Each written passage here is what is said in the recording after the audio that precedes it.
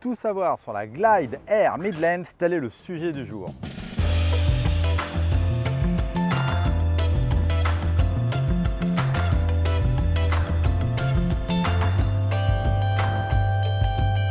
Salut tout le monde, j'espère que vous allez bien. Bienvenue sur la chaîne YouTube de Foil Magazine. Si tu suis la chaîne, tu sais que je teste en ce moment pas mal de produits de la marque Takoun.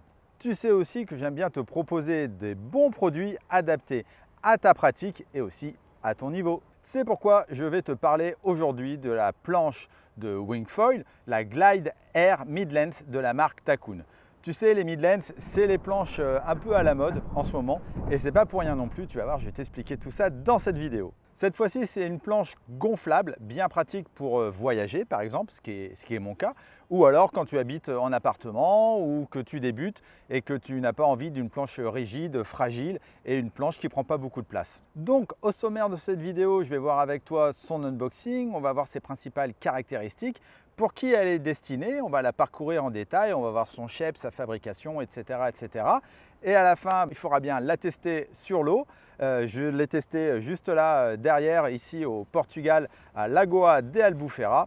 Et à la fin, je te donnerai mon avis ainsi que ma conclusion. C'est parti, générique! Avant toute chose, je te le redis, si tu n'es pas habitué à la chaîne, toutes mes vidéos sont chapitrées. Et ouais, dans ton player YouTube ou alors dans la description, tu as la liste de tous les chapitres. C'est ce qui te permettra de naviguer plus facilement et ainsi d'aller directement à une information dont tu as besoin. En tout cas, si tu trouves ça intéressant, n'hésite pas à liker. Alors pour commencer, pour qui est destinée cette planche Glide Air Midlands de la marque Takoun?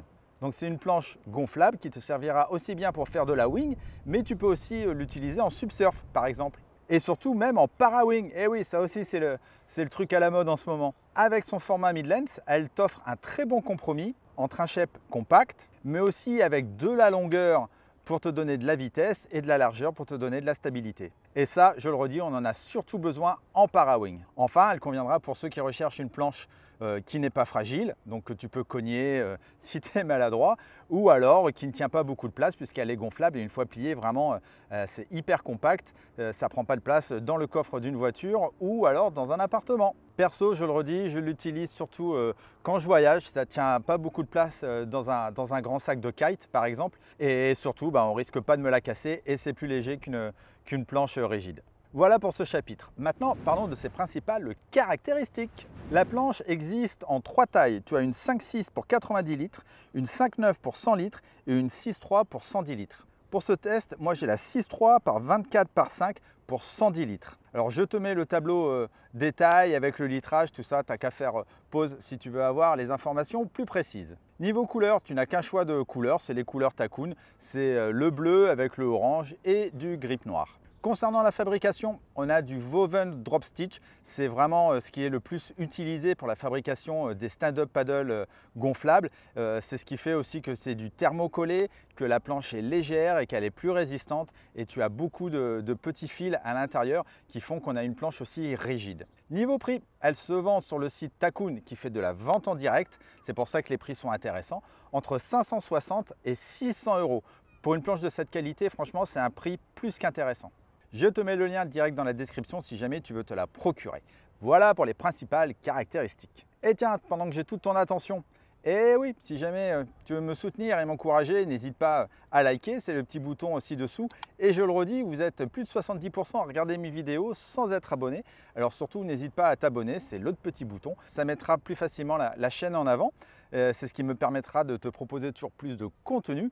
Et comme ça, toi, tu recevras aussi les notifications pour être au courant de mes dernières vidéos. Concernant l'unboxing, la planche est livrée dans un grand sac de transport avec une grande fermeture devant dans laquelle tu peux mettre beaucoup de choses à l'intérieur. Le sac fait 65 cm de large par 90 cm de haut et 17 cm de large. Elle est livrée avec sa visserie spéciale avec des T-nuts bouchés pour ne pas percer la planche et avec des vis en M6 et en M8, des clés, une notice et un joint de pompe. La notice est vraiment bien faite, elle est en français, tu as toutes les informations à l'intérieur, c'est vraiment super. Tu as bien évidemment des roulettes et des sangles de portage à l'arrière. Alors concernant les roulettes, ce serait bien de mettre les roulettes de l'autre côté du sac parce que quand tu tires ton sac, malheureusement les sangles elles traînent par terre. Voilà, ça c'est un petit conseil pour l'update 2026 des sacs Takoun. Tu as des renforts en dessous, tu as aussi une poignée de portage au-dessus, derrière et une autre en dessous. Elle est livrée avec sa pompe double action qui peut se mettre à l'intérieur ou sur le côté, mais sans leash et sans les straps. Par contre, je te rassure, tu as bien les trous de strap quand même dans la planche. Mais c'est bien de livrer aussi sans les straps parce que tu pourras choisir, tu verras, tu as différents modèles de straps disponibles sur le site Takoun. Le sac s'ouvre à l'aide d'une grande fermeture zippée et tu as la planche qui est gentiment emballée à l'intérieur. Dans la housse, tu as aussi des instructions bien pratiques. Comme tu peux le voir, elle ne prend vraiment pas beaucoup de place une fois pliée. L'unboxing, ça c'est fait. Alors avant de la tester, il faut bien évidemment la gonfler et la mettre en forme. Pour cela, rien de plus simple. Déjà, tu la déplies. Ensuite, tu ouvres la valve de gonflage qui est exactement la même valve qu'un stand-up paddle gonflable. Tu mets bien le petit bitonio jaune au milieu en position haute, c'est-à-dire en position de gonflage. Tu prends ta pompe, tu plugues l'embout de pompe dans la valve et là, tu peux gonfler entre 15 et 17 PSI. Franchement, s'il fait très chaud, que tu la laisses en plein soleil, ok, laisse-la à 15 PSI. Mais sinon, franchement, n'hésite pas, gonfle-la vraiment bien à 17 PSI pour avoir une planche bien rigide. Mais ça, je t'en reparle un peu plus tard dans mon test. Concernant le temps de mise en forme, franchement, la planche est petite. J'ai mis, 2 minutes maxi. Une fois à la bonne pression, tu enlèves l'embout de pompe, tu refermes le petit capuchon. Et voilà, la planche est prête à aller naviguer. Regardons-la plus en détail. Sur le pont, on a plusieurs choses. À l'avant, on a la valve de gonflage qui est typiquement le genre de valve que l'on retrouve aussi sur un stand-up paddle gonflable, ça je te l'ai dit tout à l'heure. On a ensuite le logo avec le nom de la planche et la taille. On a un long stringer en carbone sur toute la longueur de la planche. C'est ce qui te permet de rigidifier le tout. On retrouvera des inserts de strap avant en V et à l'arrière. Tu as 2 positions à l'arrière et tu as 2 positions à l'avant pour mettre tes straps. On a un pont relativement plat, ce qui est normal pour une planche gonflable. Et on va retrouver un gros pad en EVA rainuré divisé en 3 de 3,5 mm avec lequel on a une très bonne adhérence. Je te rassure, ce n'est pas du tout agressif quand tu es à genoux. Tu ne vas pas te les abîmer si tu navigues sans combinaison. À l'arrière, tu as un anneau inoxydable ou un D-ring qui te permet d'attacher ton leash. Avant de parler de la carène, je tiens à te préciser que les rails sont renforcés par une double couche de PVC pour augmenter la solidité de l'ensemble et éviter surtout aussi les crevaisons. Donc au niveau de la carène, ce qui nous intéresse, c'est surtout le boîtier carbone pour pouvoir mettre ton foil dessus. On a donc une grande plaque 100% carbone pré-preg qui fait à peu près 40% de la taille de la planche et qui possède une poignée de portage. Attention, on est sur une planche gonflable, donc la poignée de portage c'est vraiment un petit renfoncement, mais franchement ça suffit pour mettre les doigts.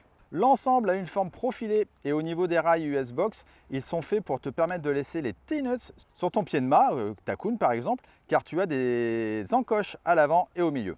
Franchement, tu as juste à poser ton mât et à le faire glisser, c'est vraiment super. Tu as également une réglette de réglage pour te permettre d'optimiser au mieux la position de ton foil. Un truc bien car beaucoup de gens prennent ça pour un défaut. À l'arrière de la planche, tu as un petit bourrelet, c'est derrière la valve. Et c'est normal parce que la valve elle a une épaisseur, il y a moins de fil, etc. etc. Et c'est vrai qu'il y a beaucoup de gens contactaient le SAV en disant « Ouais, ma planche elle a un défaut en dessous ». Et alors que ce n'est pas du tout un défaut, c'est tout à fait normal. Et là c'est sympa, Takoun ils ont mis un petit mot dessus en disant pas de panique, les gars, c'est normal ». Je trouve ça bien cette petite subtilité. N'oublions pas qu'on a toujours notre stringer central. Et au niveau du tail, tu as des petits logos ainsi que le nom de la planche et sa taille. Et enfin à l'arrière, tu as un renfort en caoutchouc qui permet d'avoir un tail plus plat, réduisant la traînée et augmentant la prise de vitesse. Il faut aussi que je te parle un petit peu du shape. Ce dernier est relativement simple, mais dans le bon sens du terme. Pas de chichi, de la longueur, du volume et une largeur modérée. Il ne faut pas oublier qu'avec ce genre de planche, on veut une planche avec de l'équilibre, mais aussi avec de la vitesse, et donc qui décolle rapidement. C'est pourquoi on a un nose bien pointu avec un léger rocker, et à l'arrière, le pintail rond, lui, il est associé au renfort en plastique. C'est ce qui te permet d'augmenter la vitesse au take-off, et du coup, réduire la traînée. Et pour savoir où se situe cette Midlength Air Glide, elle est vraiment entre la Glide Air et la Escape Air. Voilà, je crois que je n'ai rien oublié.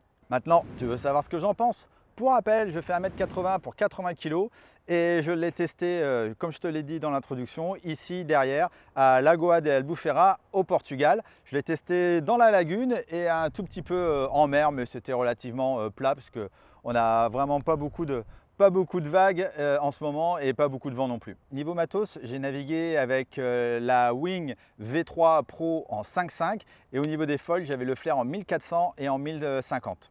que tu peux aussi retrouver en test, je te mets les liens dans la description. Alors cette Glide Air Midlands Tacoon remplit vraiment absolument toutes les cases qu'on lui demande. Elle atteint ses objectifs à 100%. Déjà, niveau portage, le petit renfoncement sur la plaque carbone, ça fait très bien le job. Ensuite, niveau équilibre, une fois debout, malgré que ce soit une gonflable avec des rails ronds, elle est vraiment très stable, en tout cas la 110 litres pour mes 80 kg. Petit rappel, attention, le litrage d'une planche gonflable n'a rien à voir avec le litrage d'une planche rigide. Il faut toujours compter 20 litres à peu près de plus. Là, moi, ma 110 litres gonflable, c'est un peu l'équivalent d'une 90 litres rigide. Pourquoi? C'est tout simplement aussi à cause des rails, parce qu'on a des rails vraiment ronds sur une gonflable qu'on n'a pas sur une rigide. Donc en termes d'équilibre, c'est important de connaître la différence. Lorsqu'on met la planche dans l'eau et qu'on a le foil en l'air, il faut bien faire attention parce que la planche elle a des rails ronds, donc elle a tendance un peu à rouler. Donc surtout, tiens bien le mât de ton foil pour éviter que celui-ci tombe dans la wing. Malheureusement, c'est déjà arrivé et ça serait un peu dommage d'avant même naviguer de percer ta wing. Au take-off, c'est vrai qu'on va plus vite avec cette gonflable qu'avec la Glide Air, mais moins vite qu'avec la Escape Air. Et ça, c'est normal, on a plus de largeur. Mais comme tu peux le voir, dès que tu as une bonne petite risée, et si tu as le reste du matos qui est bien adapté, en 3 coups de pumping, tu décolles. Et ça, avec une gonflable, c'est vraiment top. Alors oui, tu n'as pas la même glisse qu'avec une planche rigide, mais franchement, ça fait vraiment très bien le job. Niveau rigidité, c'est très bien aussi, mais en termes de sensation, je t'invite vraiment, je le redis, à bien gonfler la planche parce qu'on a un pad en EVA qui est assez épais et du coup, on a une sensation un peu mou sur le haut de la planche. Pour une fois, c'est toujours bien de mettre des pads épais, donc un bon pad épais sur une planche rigide, c'est bien, mais là, sur une planche gonflable, du coup, moi, je trouvais que c'était un peu trop smooth. Bon, c'est un petit détail, hein, mais du coup, tu as l'impression d'avoir une planche un petit peu moins rigide alors qu'elle est quand même relativement rigide, même si je l'ai trouvée un petit peu moins rigide que la Escape Air. Ça, je ne sais pas pourquoi. Le fait d'avoir une grande plaque en carbone, c'est vraiment top pour le contrôle sous le pied arrière. Une fois en vol, on oublie complètement qu'on a une planche gonflable. C'est un truc de dingue. Et idem au niveau de la longueur de la planche. Et même si elle est un petit peu plus longue que les autres, on n'a pas beaucoup de longueur devant le pied avant. À partir du moment où tu as un foil bien rigide en dessous, tu auras vraiment une bonne connexion avec l'ensemble sans déformation. Et dans les manœuvres, franchement, nickel, tout est passé du premier coup ou presque. Même au niveau des touchettes, avec son petit rocker, elle rebondit très bien. Je te conseille de commencer en strapless afin de bien t'habituer à la planche et de trouver les bons repères. Ce sera plus simple vraiment pour commencer. Alors j'ai ridé avec et sans strap. Alors je t'avoue, j'ai pas l'habitude de rider avec les straps, mais je trouvais que le strap arrière était un petit peu trop à l'arrière. J'avais les pieds un petit peu trop écartés. Donc vraiment, cette planche gonflable remplit, comme je te l'ai dit, toutes les cases de ce qu'on demande pour ce genre de planche. En conclusion, j'ai pris vraiment beaucoup de plaisir à naviguer avec cette board, hein, que ce soit en mer ou ici sur la lagune. Et c'est vraiment une planche qui me servira pour voyager en avion ou pour mettre facilement dans le coffre de la voiture. J'avais aussi adoré la Escape Air, qui pour moi est toujours une référence dans les planches gonflables pour naviguer dans le light wind. Franchement, une planche de cette qualité avec une finition pareille pour un prix aussi abordable à moins de 600 €, franchement c'est vraiment appréciable. Je pense qu'au niveau rapport qualité-prix et performance, c'est difficile de faire mieux actuellement sur le marché. Encore bravo à Tacoon et merci à eux pour leur confiance de m'envoyer tous ces beaux produits à tester rien que pour toi. Voilà, c'est terminé pour cette vidéo. Merci de l'avoir regardé jusqu'au bout. Si tu as des questions concernant ce produit, n'hésite pas à me les poser dans les commentaires, j'y répondrai avec grand plaisir. Et quant à moi, je te dis à très vite pour de prochaines vidéos du monde du foil sur Foil Magazine et du paddle sur Sub Passion. Ciao, ciao!